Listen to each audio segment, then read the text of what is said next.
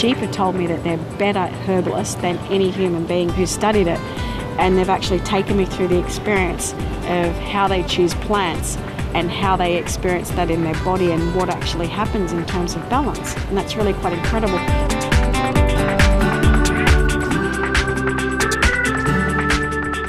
Hello, precious viewers, and welcome to today's Animal World, Our Co-Inhabitants, featuring Australian animal advocate and telepathic animal communicator Jodi Ruckley, founder of Our Place on Earth, a non-profit group that promotes the vegan lifestyle, works to close factory farms, and encourages a symbiotic relationship between humans and animals.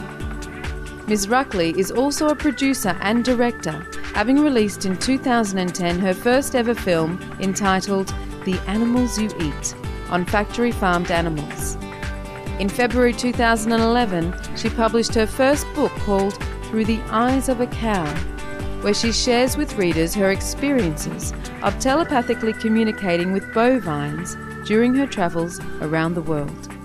On today's program, Jodi Ruckley discusses some of her extraordinary dialogues with animals.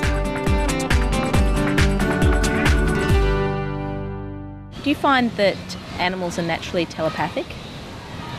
Absolutely. I feel like the whole world is naturally telepathic, and like there's interactions going on a non-physical level, on an energetic level between all of us. People often comment to me, but how do I tell my dog something, or how can I make sure he's getting my messages? And I often explain that they're already hearing everything from you.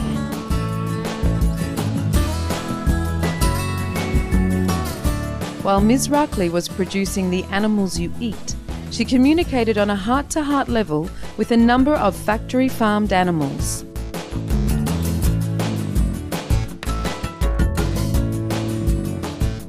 I really see no difference between like the dogs and cats that I've had close encounters with, pigs and the chickens and the cows that I've met inside factory farms. When I go into these places, I actually go in with the awareness of wanting to connect with them, and I want to find out who they really are and what they're about. And it's been really beautiful to share with them. It's also very sad, of course, because the conditions they live in are absolutely appalling.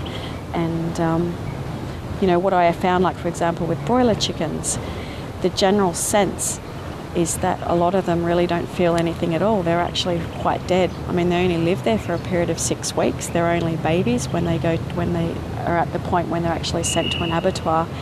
And you know, they're living in a large shed in very crowded conditions. They're giving a lot of unnatural things like antibiotics, which is really contributing to them not being able to really feel who they are. But what I've also noticed is really incredible. When I've taken a chicken from a broiler farm who's at 6 weeks the day before going to an abattoir, and then he goes to a sanctuary and a refuge, on the first day he already is starting to kind of peck at the ground and do all these natural things. And you know, it's only going to take a short period of time before he can get in touch with who he really is again. And that's the sense that I get, like they just want to be free. It's just a basic life that they're craving, just like all of us really. And just to be able to express their natural behaviours and have close relationships with those that they want to, and you know, be in a social kind of hierarchy, be able to search for their own food and water. Those are the things that are really, really important.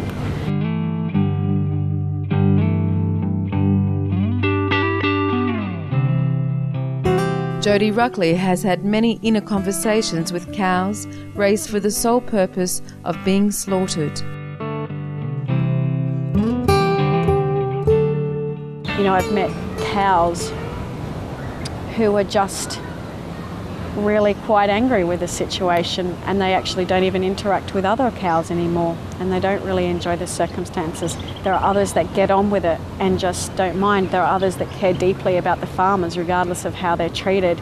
They, just like us, they have distinguishing personalities and kind of different things to say, and that's what makes it so incredible to be able to interact with them, just to learn how different they all are and just to get to know a wider variety of types. It's quite amazing.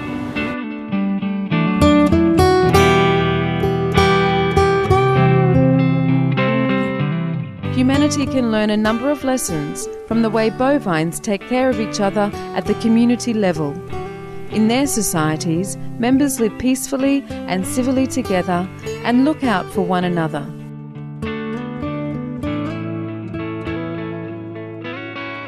It's really given me far greater insights into how to live in a beautiful community environment with a really nice social structure.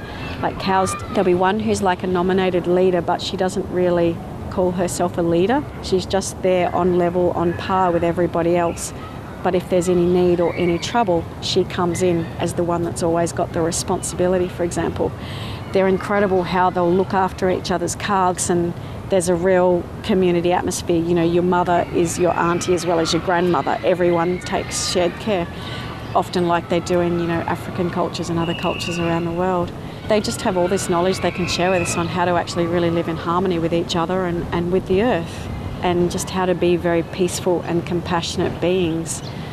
The wisdom that they have to share, I would recommend, is something everybody go out of their way to find out, because it's just incredible.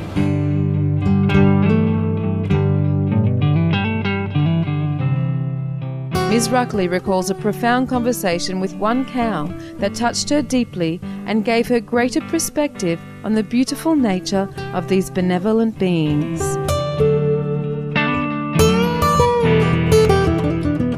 I've had a couple of incredible experiences, probably mostly with cows. One particular cow in Switzerland shared with me what it was like for her when she gave birth for the first time, that feeling of being a mother and being completely devoted to her calf. And she also shared with me how terrified she was the first time she went into a milking shed. And one of the most incredible things she shared with me was right from the beginning, when she got in contact with me, she was saying, I chose to have 5 daughters because I knew there's more chance that they'll be with me.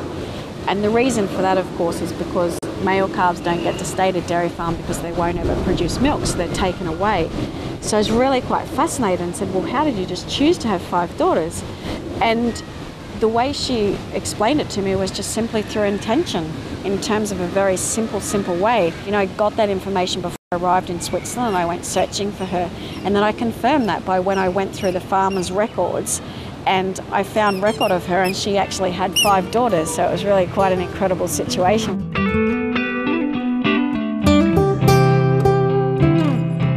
Wayne is Jodi Ruckley's canine companion, and he enjoys such plant-based dishes as vegan hot dogs with tomato sauce. Miss Ruckley has had talks with Wayne on a variety of subjects, including on health and healing.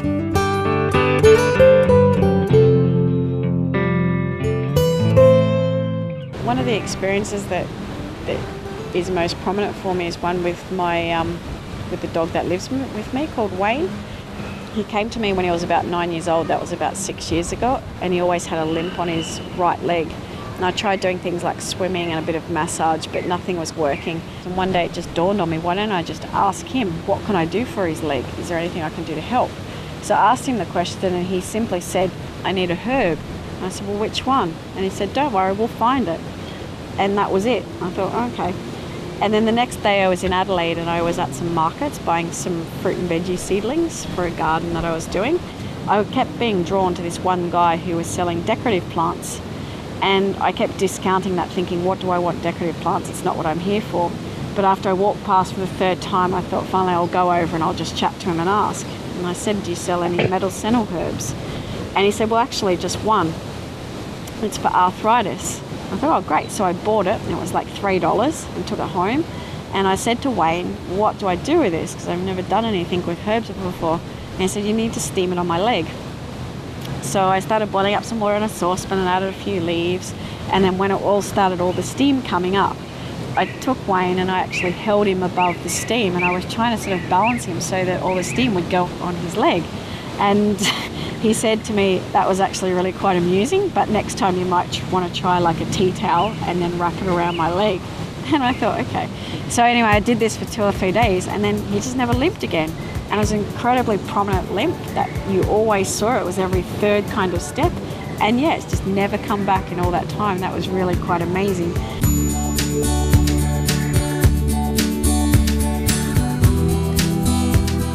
Wow, Wayne, you really are a truly special canine and a wonderful doctor.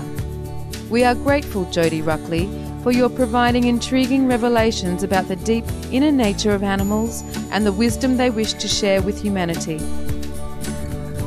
Your communications help us better understand and appreciate our splendid animal friends, and may you continue acting as a bridge between humankind and the animal kingdom for years to come.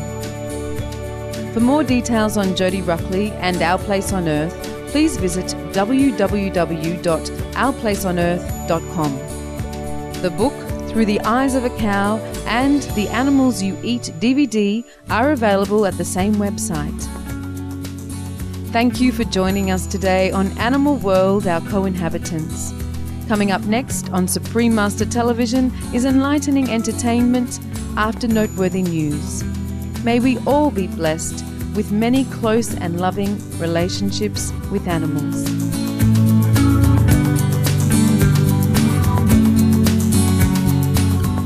For more details, please see www.suprememastertv.com/AW.